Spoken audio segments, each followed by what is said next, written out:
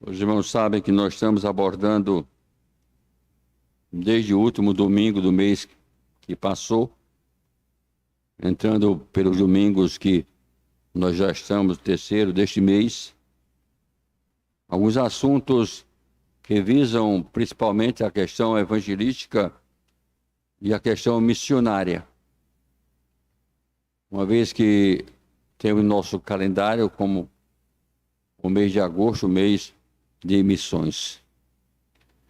Missões está no coração de Deus. A igreja que não faz missões, a igreja que não evangeliza, ela tende a fracassar em seus objetivos. Yuval Harari, em seu livro Sapiens, é uma breve história da humanidade, falando sobre a revolução industrial, ele afirma: na essência, a revolução industrial é uma revolução na conversão de energia. Não há limite para a quantidade de energia a nosso dispor. Ou, para ser mais exato, o único limite é dado por nossa ignorância. A cada poucas décadas, descobrimos uma nova fonte de energia, de modo que o total à nossa disposição simplesmente continua a crescer mais e mais.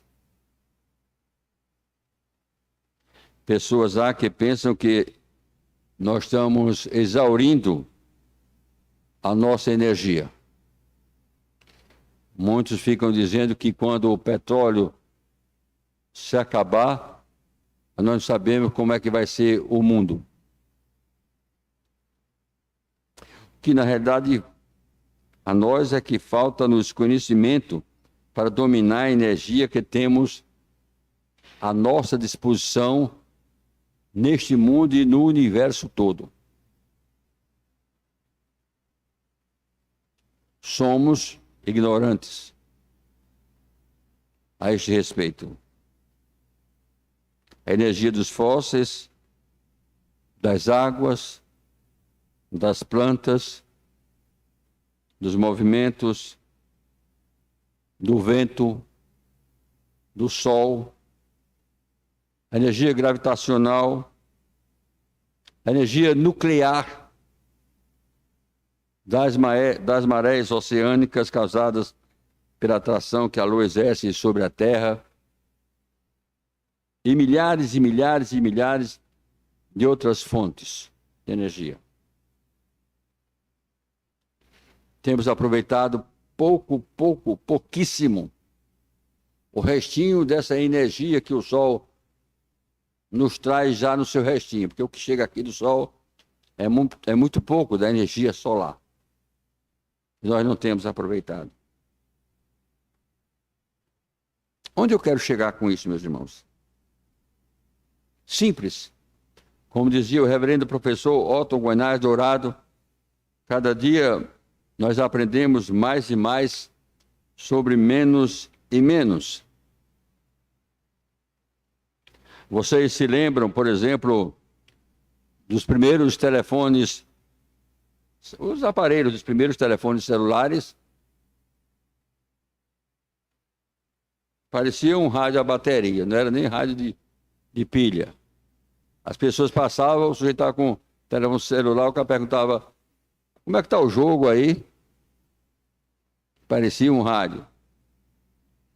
E os primeiros computadores, tamanho dos primeiros computadores.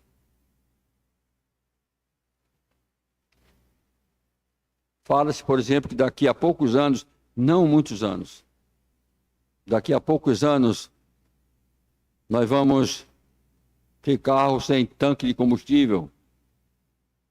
Não vai precisar? Não vai precisar de bomba de gasolina? Bomba daquilo, bomba daquilo, bomba daquilo outro. Parece que os carros têm 3 bombas. Não vai precisar.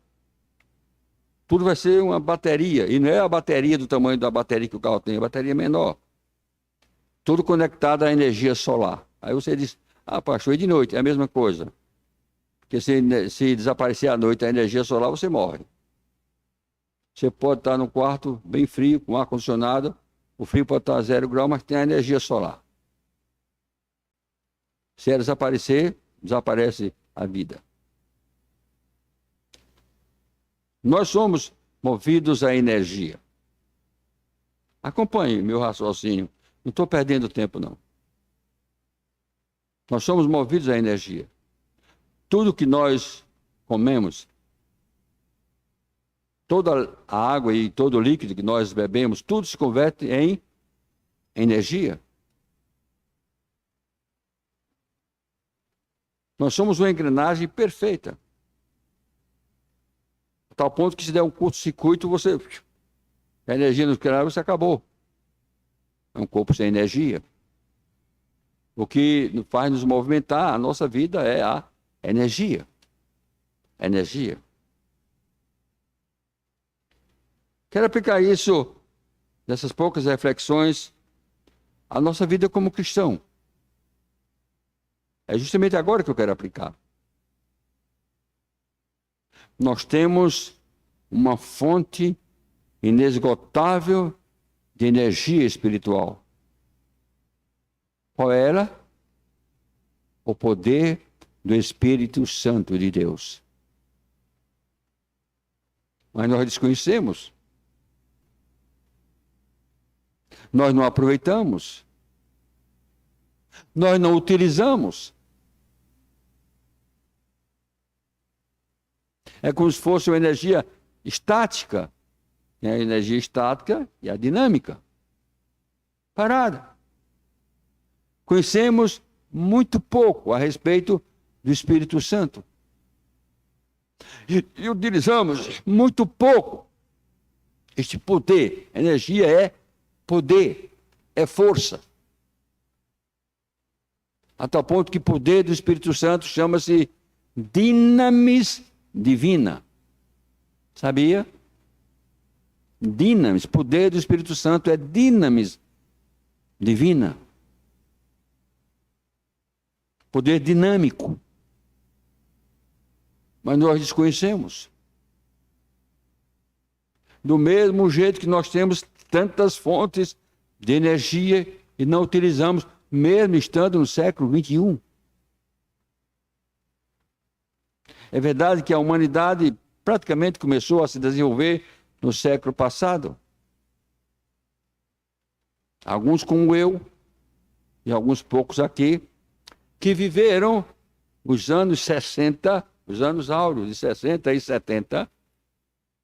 Nós acompanhamos a grande mudança do século, anos 60 e 70. O mundo mudou em 10 anos, mais do que em 100 anos. Em 100 anos. Um desses dias,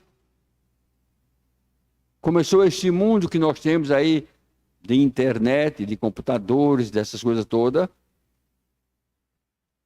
E assim que começou, os estudiosos começaram a dizer, nós encontramos agora uma nova linguagem sem a qual o mundo não sobreviverá mais. Cada dia aparece coisa nova. Se você comprar hoje um celular, chamado celular de ponta, o melhor que tiver, você comprar hoje aqui no Brasil, nos Estados Unidos já tem um melhor, no Japão também já tem um melhor. Você compra um hoje pensando que está na crista da onda, já tem um melhor do que aquele que você comprou. Cada dia menor, cada dia com mais funções. Assim como nós estamos sendo ignorantes com relação ao mundo, principalmente nós estamos sendo ignorantes com relação ao poder de Deus. Nós estamos semelhantes a uma igreja antes do Pentecostes. O Pentecostes foram aqueles 50 dias, ou seja, o acontecimento que teve lugar 50 dias depois da Páscoa. Como era a igreja naquela época? Aí você vai me dizer, calma, pastor, não havia ainda igreja. Toda a organização da igreja começa com os discípulos. Sim, mas o Senhor tinha dito que edificaria a sua igreja e que as portas do inferno não prevaleceriam contra ela. E o Senhor Jesus tinha dito aos apóstolos que fossem pregar o evangelho, mas esperassem o Pentecostes, o derramamento do poder. Essa igreja de 50 dias, como era ela? Era uma igreja medrosa. Era uma igreja apavorada. Era uma igreja de termuros. Era uma igreja trancada. Onde estão os apóstolos? Com a ressurreição de Jesus, com a morte de Jesus, também depois da ressurreição, o que foi que os apóstolos fizeram? Pedro disse, eu vou pescar. Acabou. Tem mais esperança. A minha esperança era o Senhor Jesus. Mas mataram. Se mataram a Jesus, o que não vão fazer com a gente? Se as pessoas fazem isso com os líderes, imagina com os liderados. Imagina. Se eles mataram o nosso Senhor, que era a nossa esperança, então eu vou voltar a minha vida de pescador. E o que foi que os discípulos disseram? Nós vamos também. Nós vamos também. Ficou uma igreja apavorada. Uma igreja medrosa. Aqui e ali estavam se reunindo aonde? No cenáculo. O cenáculo é um ponto muito estratégico no Novo Testamento. Ali onde houve a última ceia, ali onde os discípulos se reuniram, ali o cenáculo. O que é o cenáculo? Um quarto, uma sala fechada. Um lugar fechado.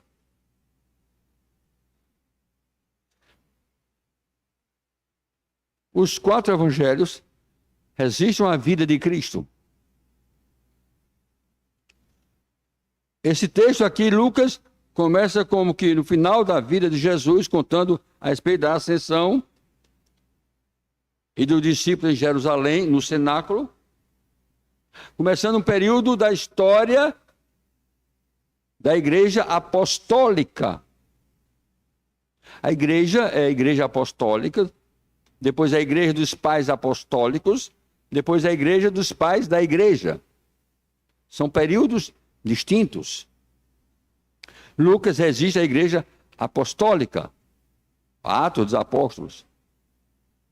E nem todo o período. Como é que Lucas encerra o livro de Atos?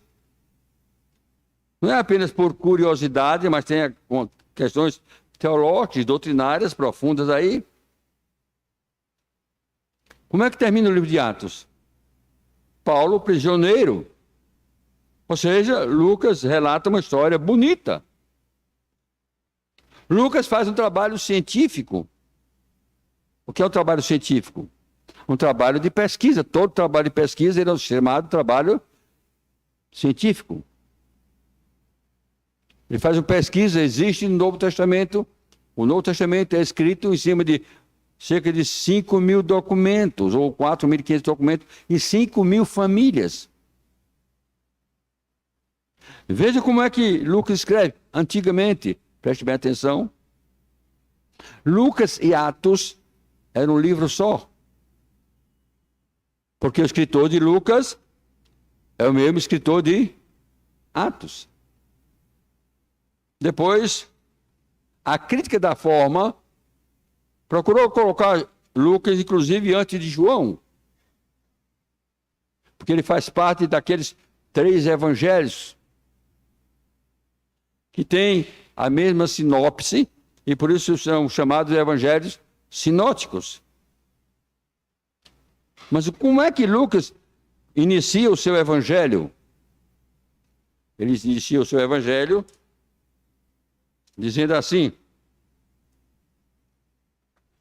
visto que muitos houve que empreenderam uma narração coordenada dos fatos que entre nós realizaram, conforme lhes transmitiram os que desde o princípio foram deles testemunhas oculares e ministros da palavra, igualmente a mim me pareceu bem depois de acurada investigação, note bem aqui, trabalho científico, de acurada investigação de tudo desde sua origem, dar-te por escrito, excelentíssimo Teófilo, uma exposição em ordem, para que tenhas plena certeza das verdades e que foste instruído. Como é que Lucas começa Atos? Veja, escrevi o primeiro livro. Qual foi o primeiro livro dele? Lucas. Ó Teófilo, relatando todas as coisas que Jesus começou a fazer e ensinar, até o dia que, depois de haver dado mandamento por intermédio do Espírito Santo aos apóstolos que escolheram, foi levado às alturas. A estes, também depois de ter padecido, se apresentou vivo, com muitas provas incontestáveis, aparecendo-lhes durante 40 dias e falando-lhes das coisas concernentes ao reino de Deus. E aí, na sequência, ele vai falar da ascensão de Jesus, que é o texto que nós estamos tentando analisar nesta noite. Ou seja, a história de Jesus, dos atos de Jesus, estão nos evangelhos. A proposta de Lucas é relatar os atos da igreja que começa, os atos da igreja apostólica. Pois bem, meus irmãos, me proponho hoje a nós fazermos uma reflexão um pouco rápida a respeito justamente deste tema aqui, dando testemunho do Senhor Jesus por toda parte, cheios do poder do Espírito. Cheios do poder do Espírito. Ou seja, já vimos que a igreja, antes do Pentecostes, a igreja daqueles 50 dias, era uma igreja acovardada, era uma igreja enclausurada, era uma igreja medrosa. E até mesmo porque o próprio Senhor Jesus, através do escrito de Lucas, diz que ele devia aguardar o quê? O poder, o revestimento do poder do dia de Pentecostes. Mas o revestimento do poder veio. Acompanhe conosco o desenrolar dessa história do livro de Atos. Nós lemos em Atos 1, mas Atos 2, ele vai relatar sobre isso, sobre Pentecostes. Ele começa em Atos 2.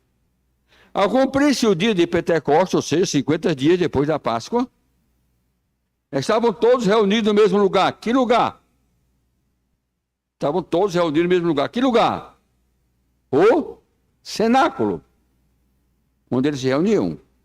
Todos estavam lá.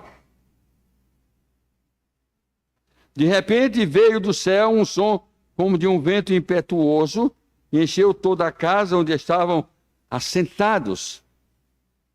E apareceram distribuídos entre eles línguas como de fogo, e pousou uma sobre cada um deles. Todos ficaram cheios do Espírito Santo e passaram a falar em outras línguas, segundo o Espírito lhe concedia que falassem.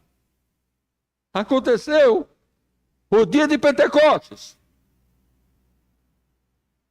Aconteceu o cumprimento da promessa. O que é que a Bíblia diz? Que todos que estavam ali ficaram cheios do poder do Espírito Santo. Lembra da mensagem que eu preguei pela manhã? Para que você quer poder? Qual o desejo do seu coração, da sua vida? Para que você quer ser revestido do poder de Deus? Para você se sentir um santinho? Ou para você se sentir uma santinha? É esse o objetivo? É esse?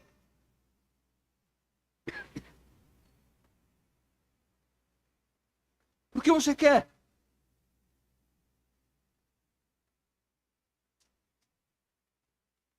Porque algumas pessoas choram, e choram mesmo, e clamam, e pedem a Deus que seja revestido do poder.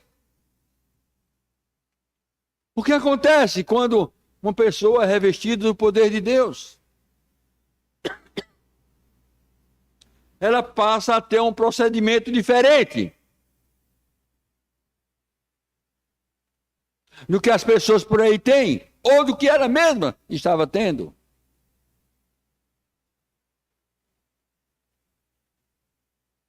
Ela começa a ter gosto na palavra de Deus e a querer viver os ensinos da palavra do Senhor. Que ensinos maravilhosos tem a Bíblia para nós, muitos dos quais nós nunca vivemos. Nunca. Mas às vezes, em muitas coisas, nós somos verdadeiros hipócritas e mentirosos. Somos de fachada. De fachada. O coração está longe de Deus. Você, sem poder de Deus, você é medroso. Você é covarde. Você é medroso, você é covarde. Não me diga que algumas pessoas, alguns de nós, com determinadas práticas, nós estamos mostrando que temos poder. Em outras palavras, como analisei no início do sermão, assim como nós somos totalmente desconhecedores da energia que temos, que tem o mundo, que tem ao nosso redor, não sabemos aproveitar. Espiritualmente, somos ignorantes a respeito do poder de Deus.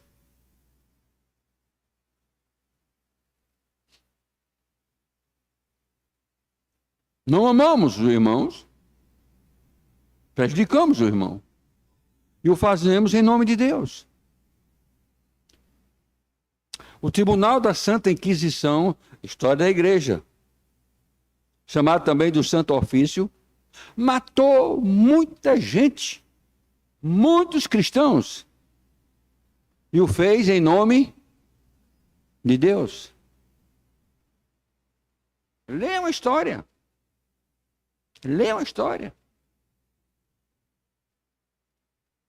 A igreja, em nome de Deus, protestantes mataram católicos, e católicos mataram protestantes, em nome do mesmo Deus. Em nome do mesmo Deus.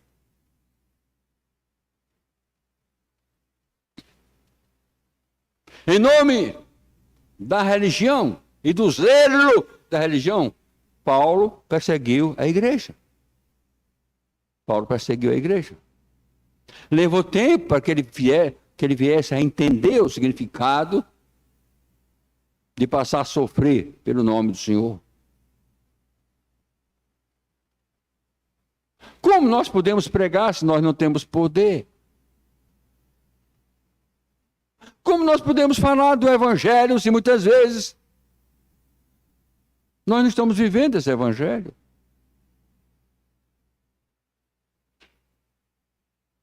Não é o fato de você pecar, todo mundo peca. Ou não é o fato de você cair em pecado, todo mundo cai. Não é isso. Uma coisa é você pecar. Outra coisa é viver em pecado. Quanto de nós, aqui, ali, além, Vivemos apontando o defeito dos outros e não olhamos para os nossos defeitos. Eu vi numa placa de caminhão: não aponte o defeito dos outros com o dedo sujo.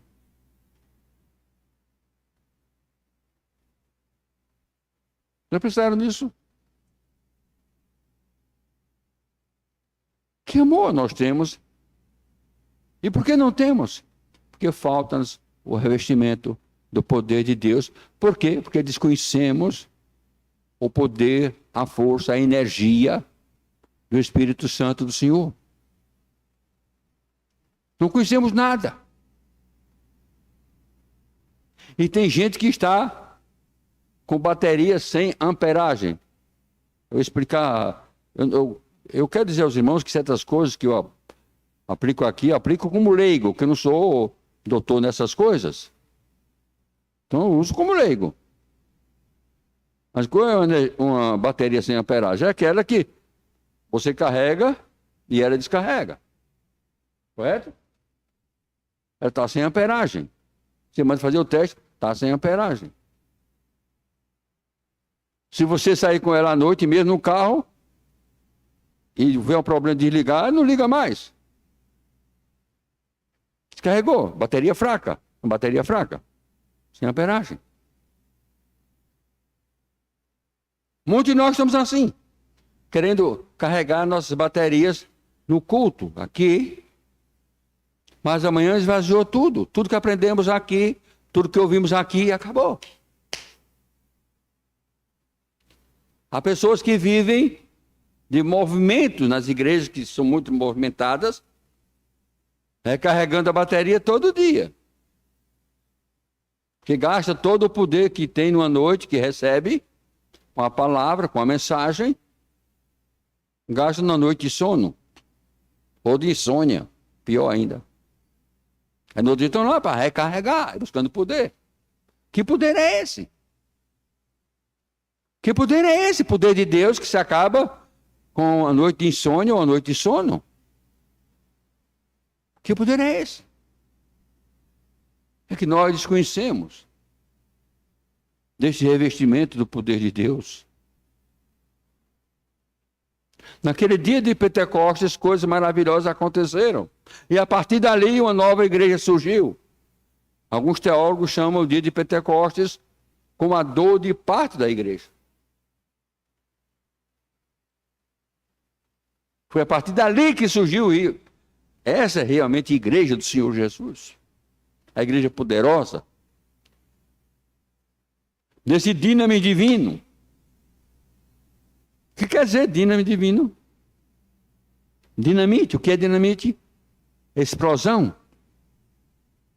É só questão de quantidade.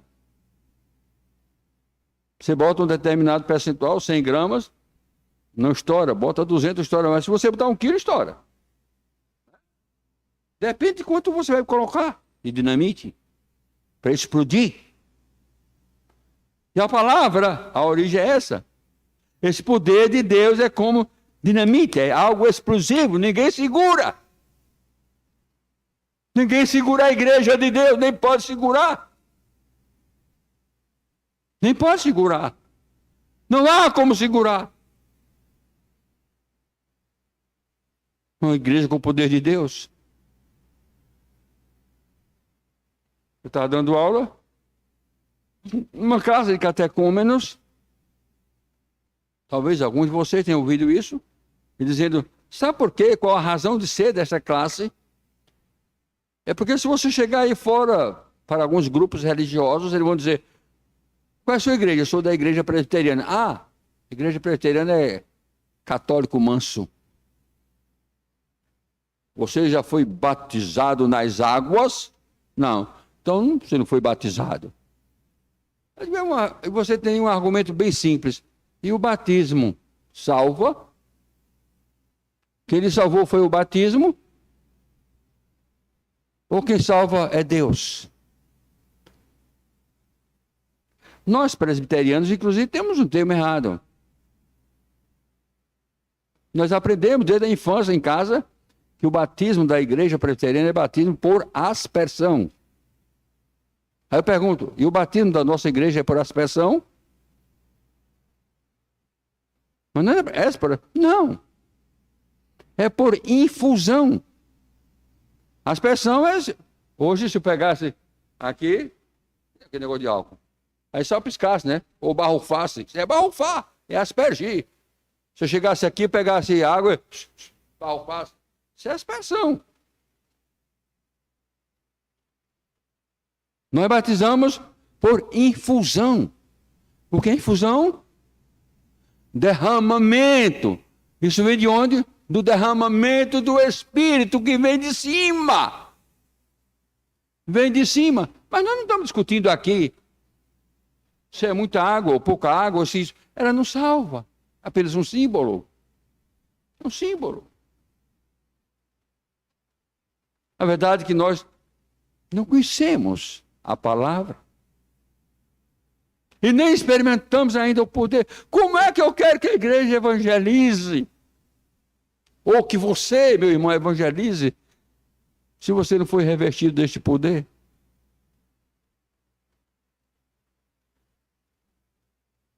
Billy Graham escreveu quando era vivo, é lógico que depois de morto não escreveu nada.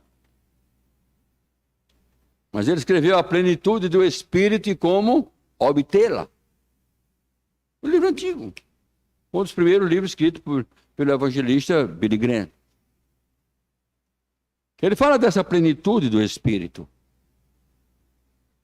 Ele, pastor batista, chegou na igreja batista, e estava a assembleia da igreja reunida para disciplinar um irmão. Por quê disciplinar o irmão? Porque o irmão tinha bebido vinho, ou muito vinho, tinha se embriagado. Pouco importa se fosse com vinho, cachaça, se embriagou. E a igreja soube que o irmão tinha se embriagado. Então a assembleia da igreja, que é assim que eles fazem, se reuniu para disciplinar o irmão. O irmão era um diácono da igreja. Foi no dia que Billy Graham chegou lá. Ele contou a experiência, está no livro dele, A Plenitude do Espírito e Como Obtê-la. Ele chegou para a liderança da igreja e disse: vocês vão disciplinar o irmão porque ele se embriagou com vinho? Mau testemunho, se embriagou e tal. Tá certo. Vocês já disciplinaram a todos aqueles que não estão cheios do Espírito Santo?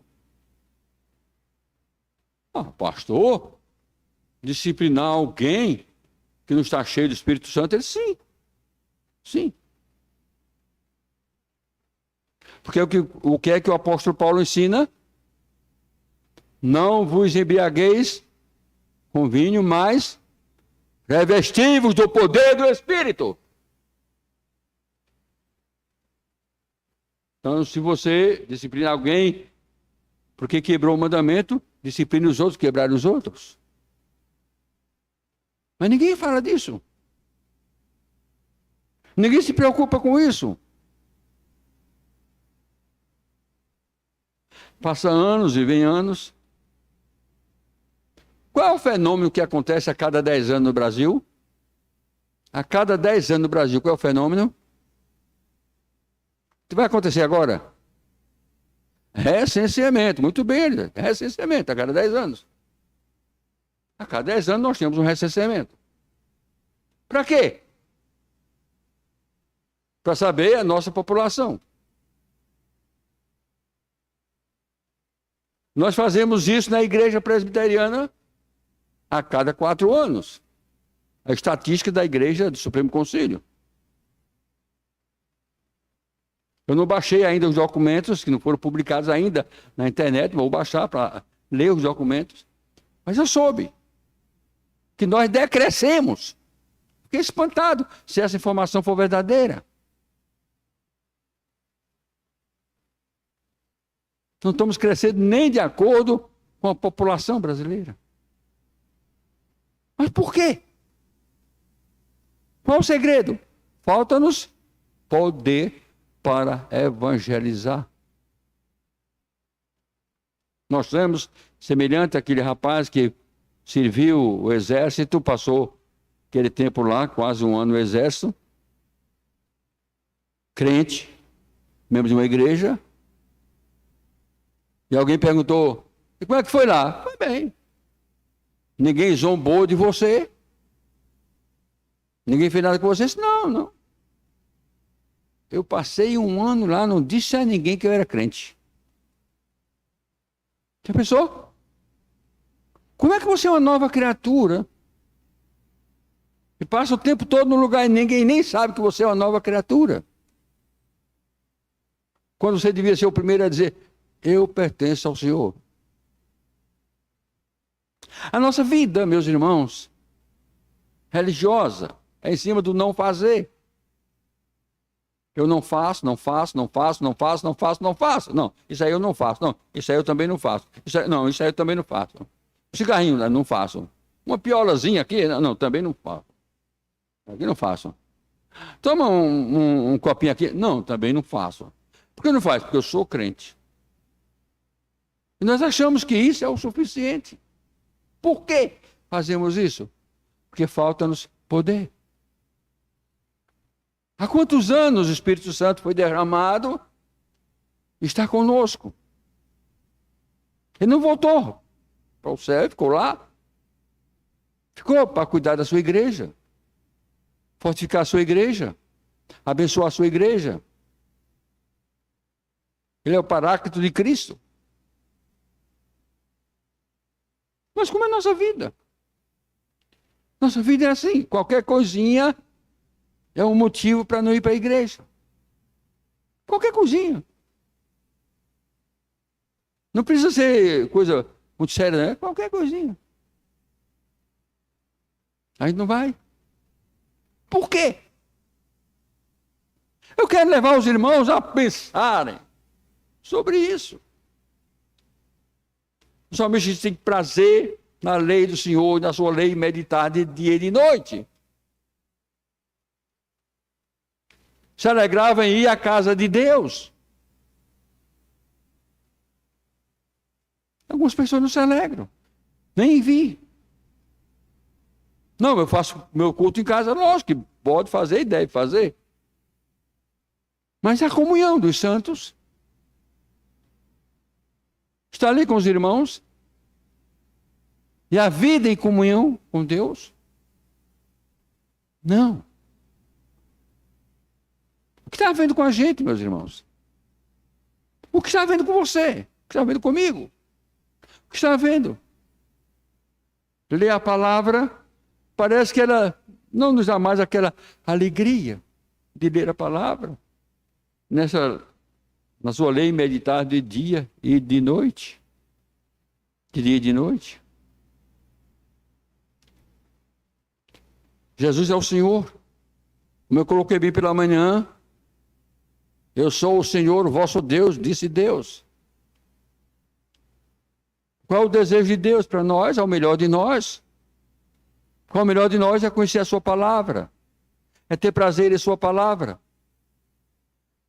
Mas se eu não sou revestido por Deus, não tenho coragem. Eu tenho coragem sim de pegar o WhatsApp e botar até coisas que não devem. É sim. Até coisas que não devem, a gente coloca lá. Bota para o irmão, bota para um grupo, aquele grupo fechado. Mas para aquele nosso amigo, aquele nosso conhecido, que está no inferno, passou, está no inferno. O que é que a Bíblia diz? Que o homem sem Deus está morto, está no inferno. Porque o que é salvação? Eu já ensinei aqui para os irmãos. O que é salvação? O que é salvação? É tirar a pessoa do inferno. Salvação é resgatar. O homem é escravo. Cristo o liberta. O Evangelho o liberta. Mas ele é escravo. Porque a salvação, o homem está morto. E passar a viver. Então está no inferno. E é teu amigo. É teu parente. Qual é o seu amor por ele? Que não fala de Deus para ele. Você não tem prazer em falar de Deus para ele. mas recebereis poder ao descer sobre vós o Espírito Santo, e sereis minhas testemunhas. Ah, agora a coisa muda. Agora a coisa muda. Uma coisa está condicionada à outra. Está aqui na palavra. O que é que está condicionado? O que é que uma coisa condiciona a outra? Você só vai ser minha testemunha quando for revestido do poder. Agora você vai receber poder e vai ser minha testemunha. Você sabe, no original, o que significa a palavra testemunha? Você sabe? Eu já ensinei aqui, e muitos já ensinaram. A palavra no original é mártir. Sabia? E você só está disposto a ser mártir, a morrer por amor do Evangelho, se você estiver revestido do poder de Deus. Estava assistindo uma reportagem sobre as questões políticas por aí, questão do Supremo Tribunal Federal, das perseguições, de você, a lei dessas amarras, que você não pode falar certas coisas. Aí o repórter disse, eu mesmo faço o possível para não falar. E para não estar o nome do ministro tal. Aí alguém disse, por que você é medroso? Ele disse, sou. Você é repórter medroso? Ele disse, sou medroso. Eu tenho esposa, e tenho filhos, sou arrimo de família, sustento meu pai, e sustento minha mãe, e ainda ajudo meus irmãos. Eu tenho medo de ser preso. Ele está errado? Não. Eu acho que não. Eu costumo dizer que eu sou um homem corajoso. O medo é que me atrapalha. Fazer o quê? Quem sabe em outros tempos eu faria, em algumas coisas, agiria de outra maneira. A gente vai vivendo, vai ficando comedido e vai ficando mais medroso ainda. Mas o que é que nós tememos para não pregar o Evangelho? Nós tememos o nosso adversário. Nós tememos o diabo. Nós temos medo. Nós nos acovardamos. Nos tornamos covardes. Por que nos tornamos covardes? Porque falta-nos poder. O indivíduo poderoso não é covarde. Eu vi um quadro interessante. O indivíduo foi cortar a luz, lá, a energia numa casa. O homem se levantou e disse, aqui você não corta. O eu corto, porque está com a ordem, isso não corta não. Corte para ver. Aí pegou um porrete. A cabeça, eu não corto. Aí foi lá, chamou um colega. Aí veio um, ficava com quase 2 metros, um malo, ó. Quase 2 metros, bombado. Olha o tamanho do homem. Aí chegou assim, eu vim cortar a sua luz. Ele disse, corte logo, meu amigo. Por favor, corte logo, que não tem problema não. Eu me ajeito aqui. Depois te resolve. Não discutiu. Por quê? O outro era forte. O outro era poderoso. Hã? Por que você fala baixinho diante de um juiz? Ele pode ser desse tamanho. 1,60 m. Ah. Mas você fala baixo. Por quê? Porque se você falar alto, ele diz, aí, prende esse rapaz. Acabou, só diz isso. Porque você fala baixo diante de um guarda de trânsito que só tem 1 centímetro a mais, ou só teve aquela medida. Ele parece que eu não sei se é 1,65 m, aqui para fazer, não sei, soldado de polícia. Aí ele tinha só aquela medida. Hoje já não tem mais porque ele está mais velho. Mas aí soldado de polícia, aí chega assim, bota a mão, ó. O trânsito todo para.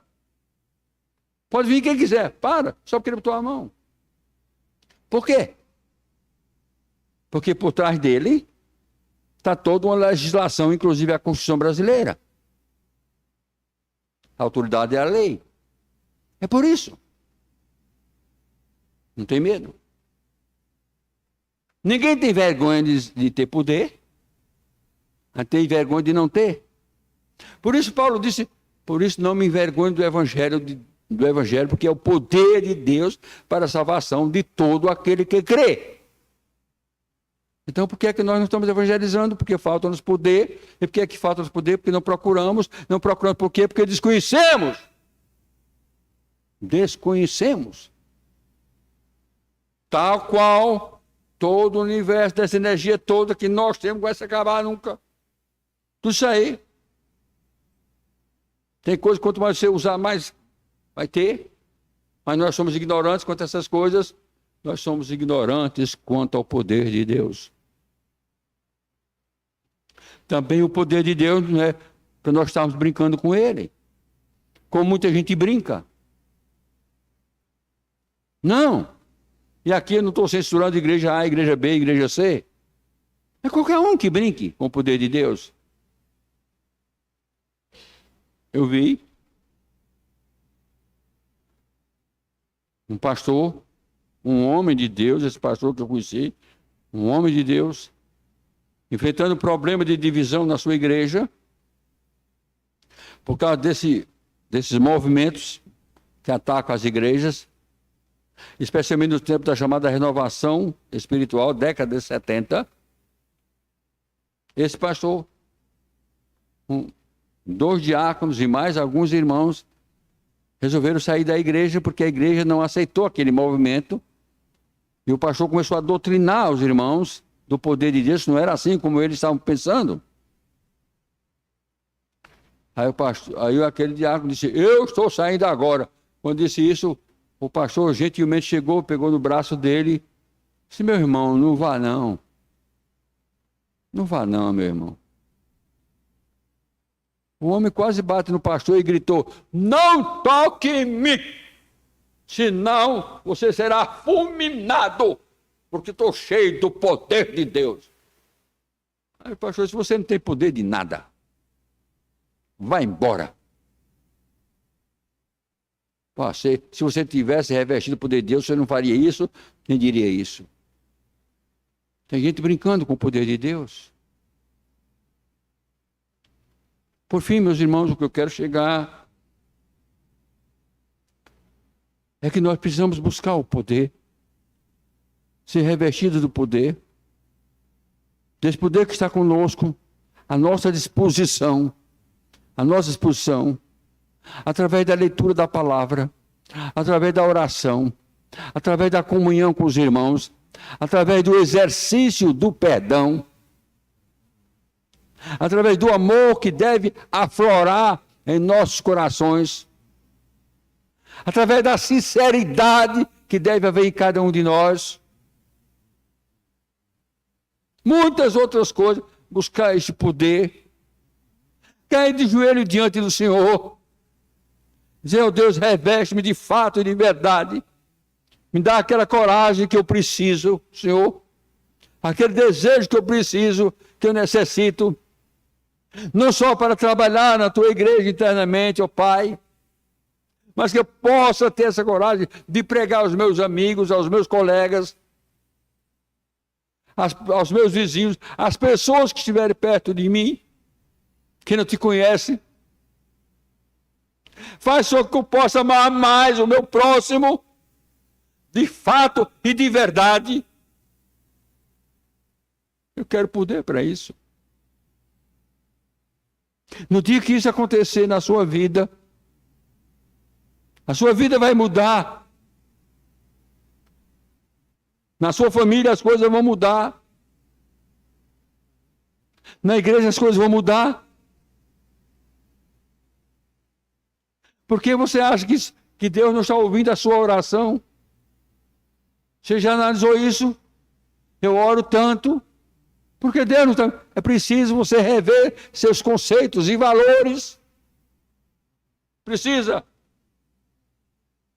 Rever sua vida com Deus. Acabar com certas práticas que nós, muitas vezes, são condenáveis pela palavra, mas nós estamos com elas, achamos maravilhosamente. Eu sou, eu faço, eu posso. E nesse eu, Deus está de lado. Mas, formalizamos tudo. Tudo em nome de Deus.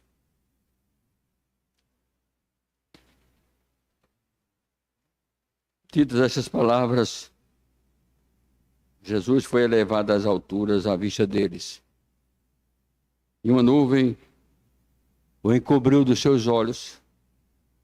E estando eles com os olhos fitos no céu, enquanto Jesus subia, eis que 2 varões vestidos de branco se puseram ao lado deles e lhe disseram: varões galileus, por que estáis olhando para as alturas? Esse Jesus, que dentre vós foi assunto ao céu, virá do modo como viste subir. Há um pensamento usado por muita gente e que não deixa de ter suas verdades. Nosso irmão Paulo cantou há pouco o rosto de Cristo. Eu quase fazia um dueto com ele. Não fiz para não humilhá-lo.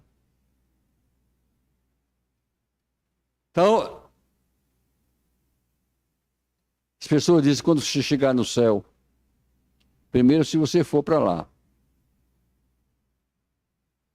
Quando você chegar no céu, você vai ter um choque muito grande.